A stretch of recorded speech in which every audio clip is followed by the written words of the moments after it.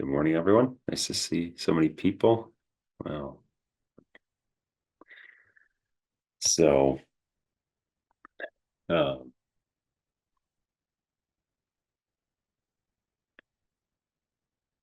the morning, if it's morning for you, is it's always a good time to meditate because the mind is um, it's quite open, it's quite perceptive, um, also a bit vulnerable. So it's good that when we wake up, we don't look at our phone immediately, don't turn on the TV, we don't um, look at the computer, or maybe don't look at the internet, because then we can keep that calmness, that objectivity of the mind before it starts engaging with um, too many thoughts, too many activities, too many agitations. So the morning's a good time.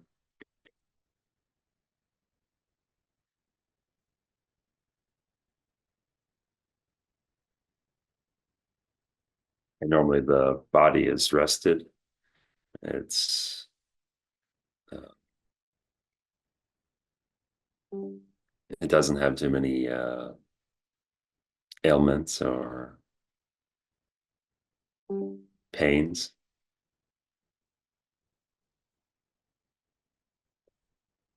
which is important because the body's it's like this container for the air, for the wind.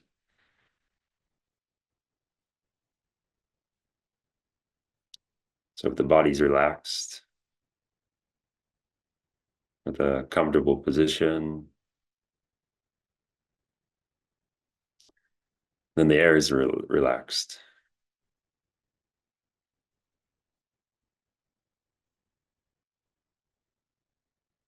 And the air is calm.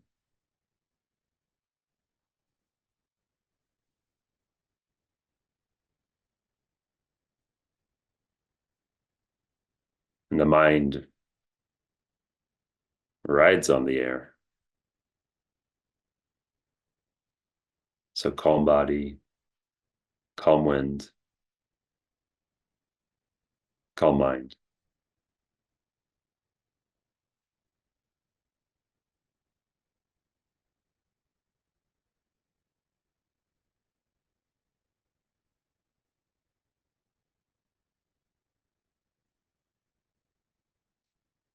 So in the morning, it should be easy for us to also just put our mind on observing our breath.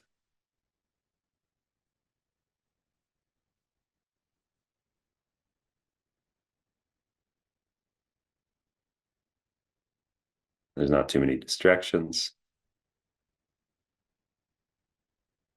We're well rested.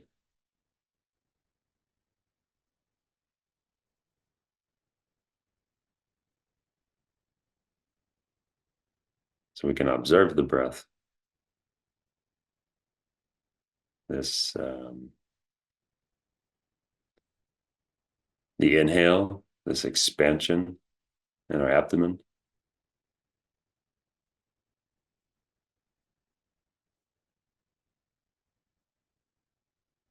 and then the exhale, and then it contracts.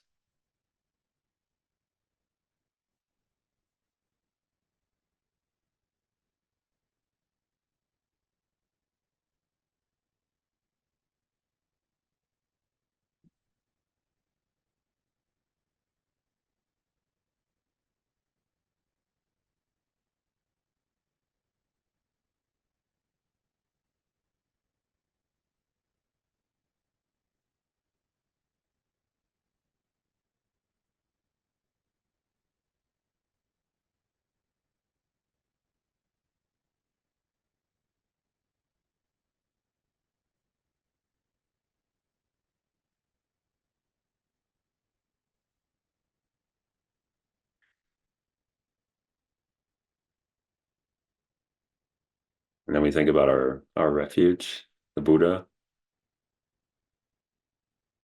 the one that shows that enlightenment's possible.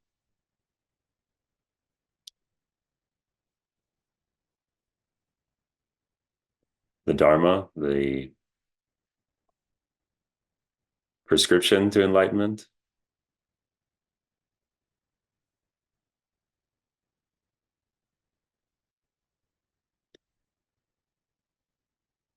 and the Sangha, all the upholders of the Dharma, of the Buddhist teachings, of the prescription, all of our friends that support us in the journey.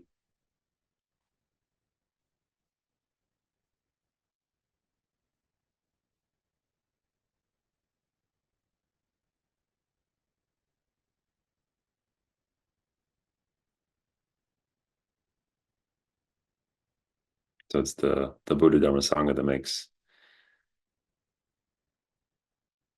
our enlightenment possible.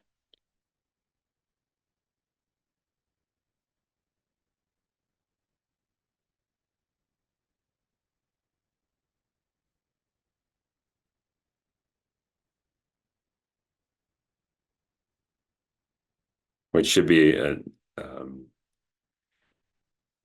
extremely motivating factor.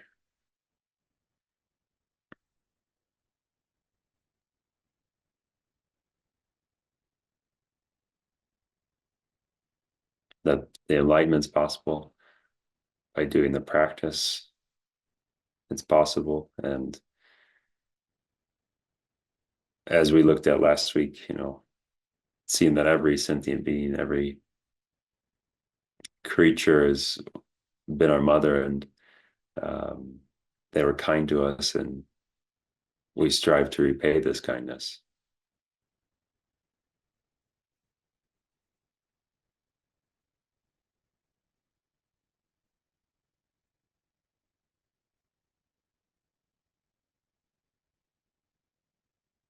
So we can fill up our bucket of merit, not just ourselves, but for the liberation of all sentient beings, everyone in suffering, because everyone is suffering.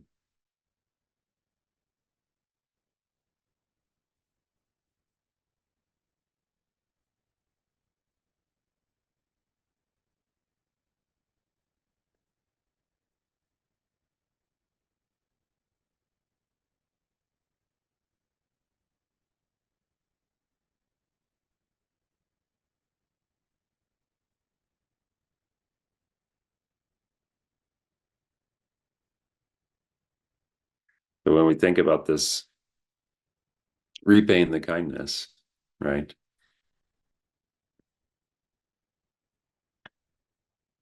It's quite difficult because at the present moment, we really can't benefit other beings. We can barely even benefit our own families.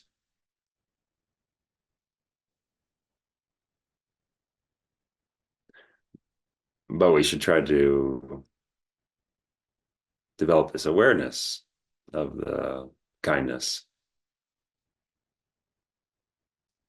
that each individual, each creature, each animal has related to us in the past. Maybe it was in this life or in previous lives.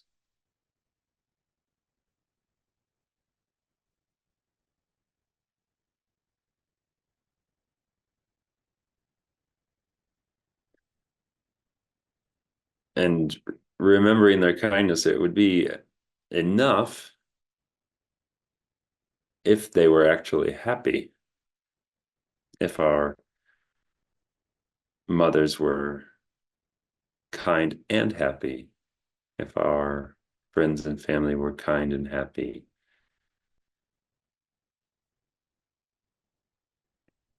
But we can see that they're not truly happy.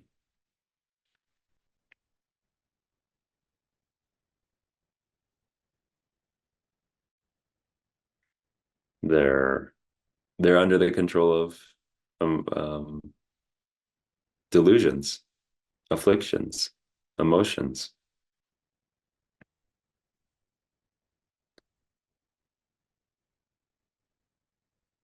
and being under that control is it's not a happy state.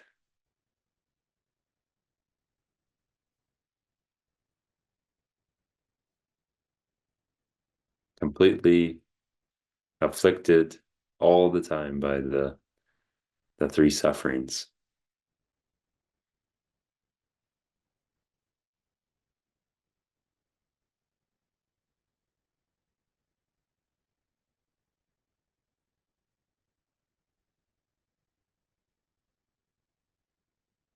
So if you think about that for a moment,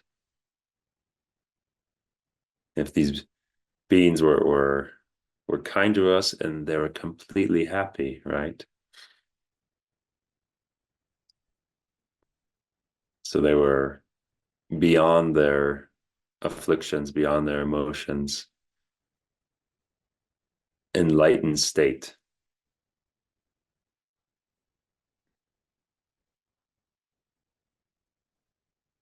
Then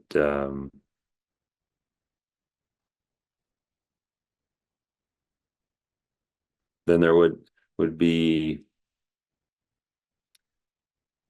not the same kindness to repay, because the suffering would be eliminated. But that's not the case.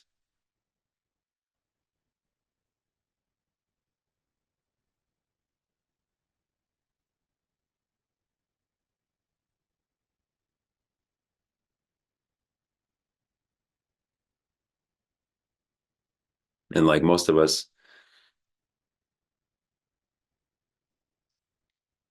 we have this blindness to good and evil, completely confused,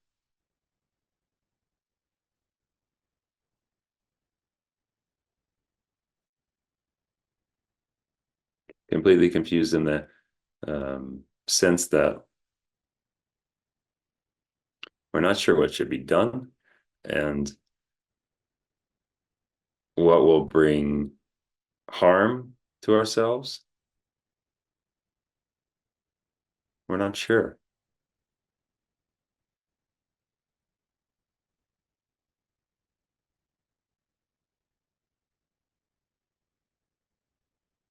And so many sentient beings out there, especially in the non-human realms, then they lack the guidance of any spiritual friends or teachers.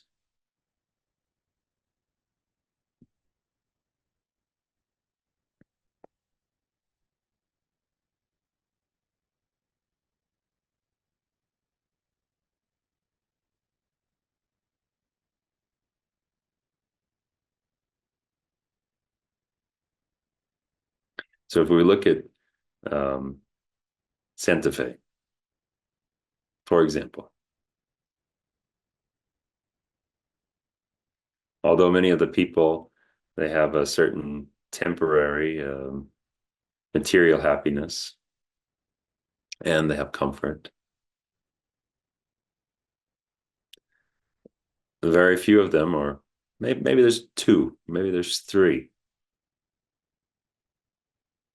that they're able to discriminate what should and should not be done in order to develop themselves spiritually.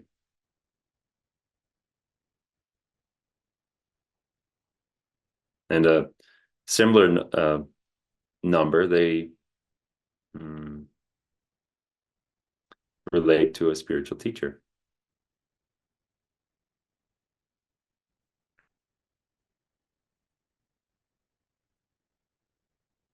So just thinking about this, just in one city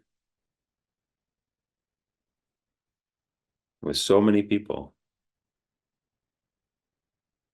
so few have this connection, have this aspiration, have this opportunity.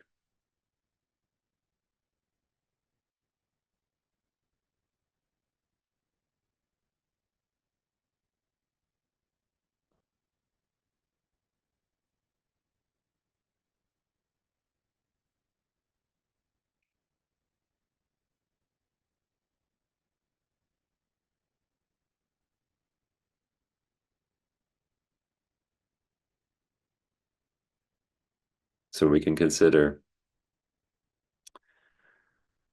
ourselves, everyone that has made this connection, has this aspiration, very lucky, very fortunate.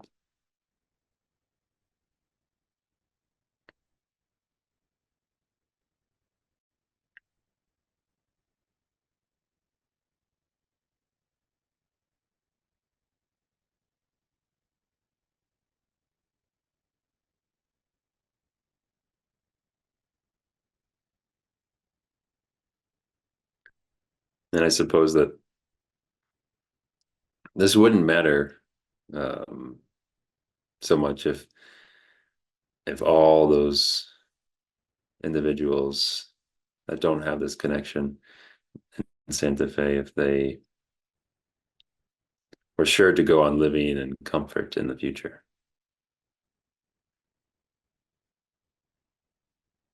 But that certainty is very far from a truth. In fact, most are heading for an unfavorable future.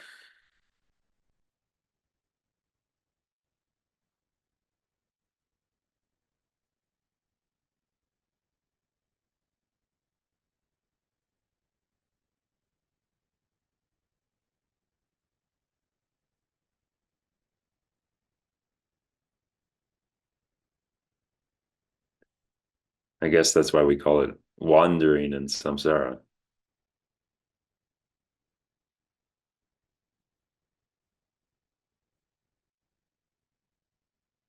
because we're moving, but with no direction, rather lost.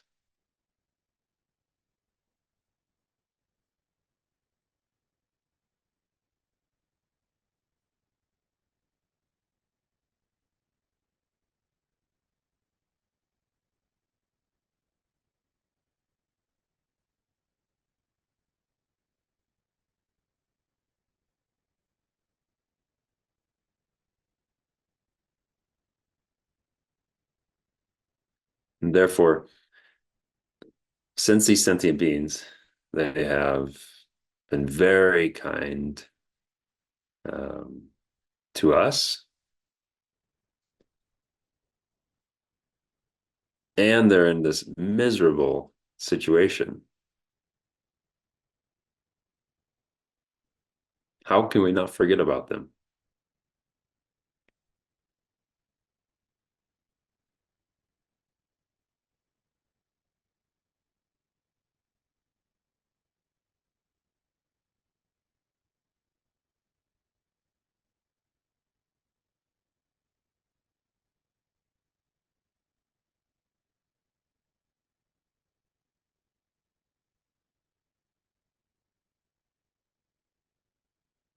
How can we not forget about them? I think we've all had those moments. They're quite rare, but where a friend is in a difficult situation, things are just not going well,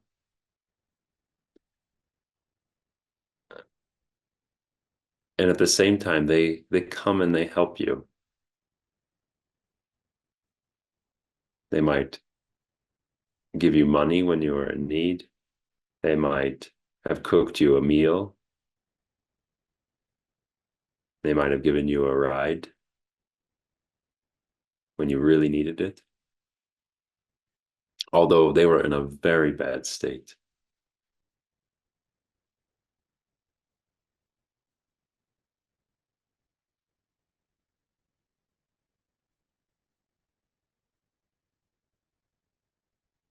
And those moments are rare, but they're amazing, aren't they? Thinking about your friend that's going through this turmoil, and then they do something kind for you. They don't think about themselves for this very moment. And you think, I don't think I could do that.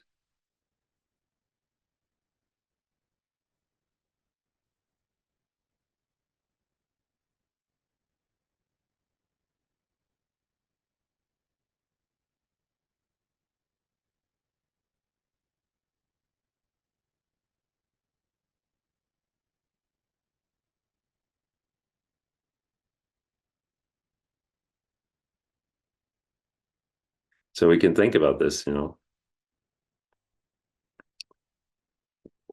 what we've done in the past, it can't be altered.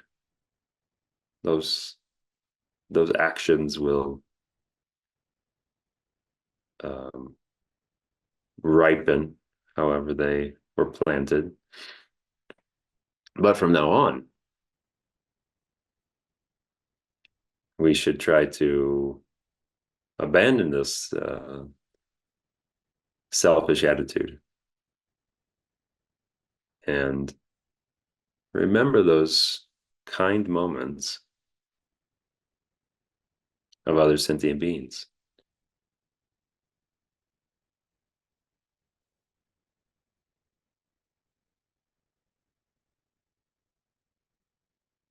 So that those kind moments, they can motivate us, just as His Holiness would say something like, kindness is contagious.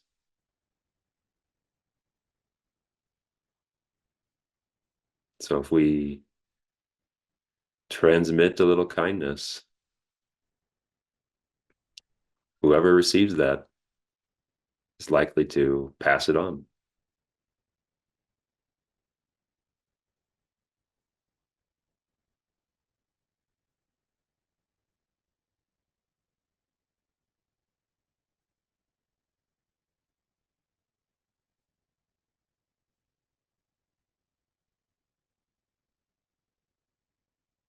So if we can remember this kindness and we can um, try to use it in our entire existence, our body, our speech, our mind,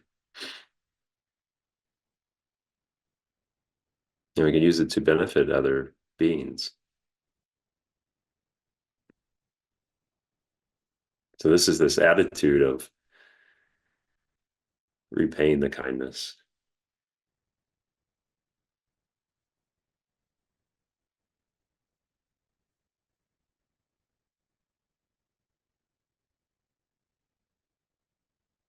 We must wish to help every being, from the human beings down to the insects,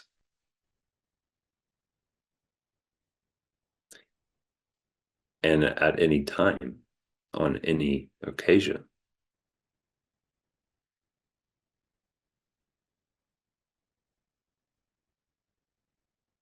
Not just when I feel like it,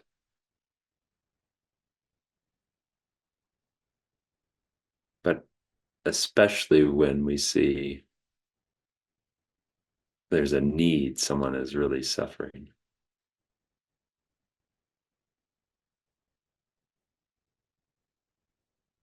Just gently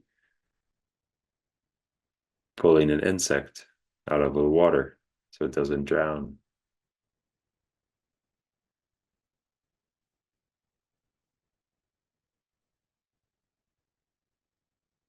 Helping someone change a tire.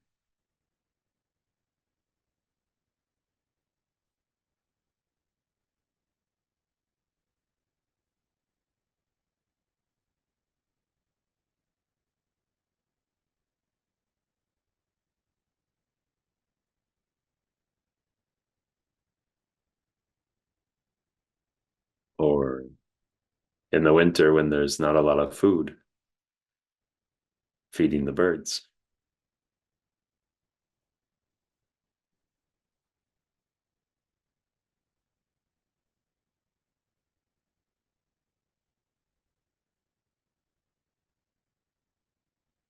So I think these are the simple ways that we can just repay that kindness when the occasion arises, and being able to go through the day with this openness in our mind, which is not the me, I thought.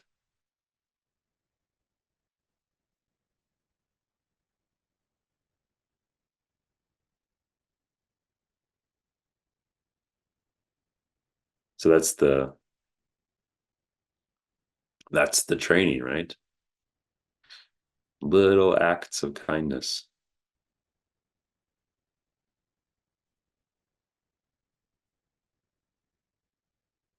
And it feels good. It feels good when you help someone.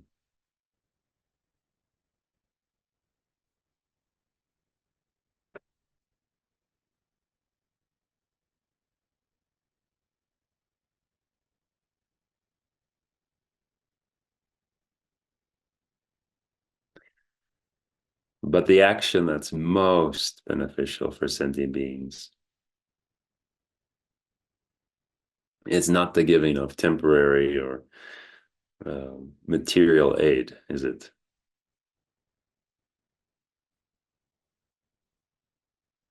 No, it's the freeing these sentient beings entirely from samsara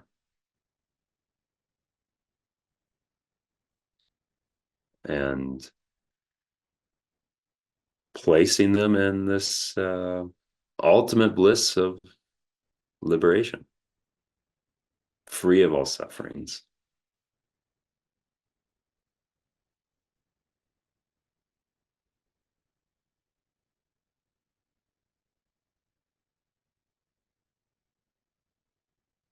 That's the ultimate kindness. That's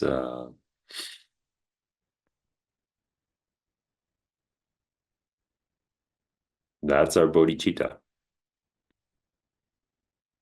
Bodhicitta in action.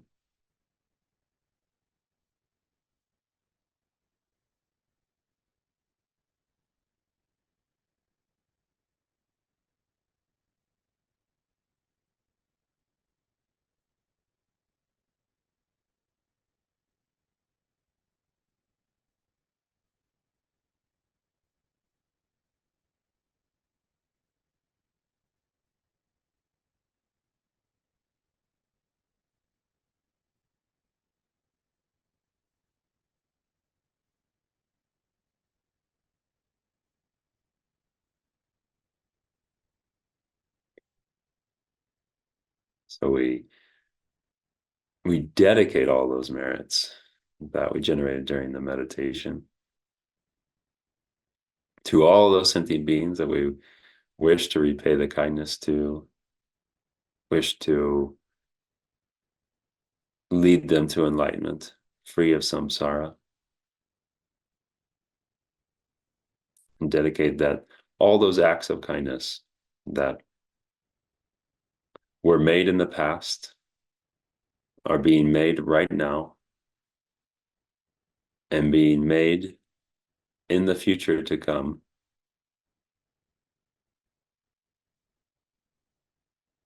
May they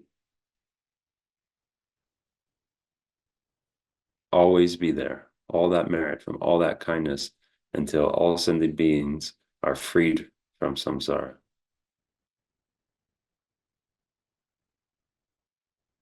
And may we all perform one act of kindness today and rejoice in the act of kindness.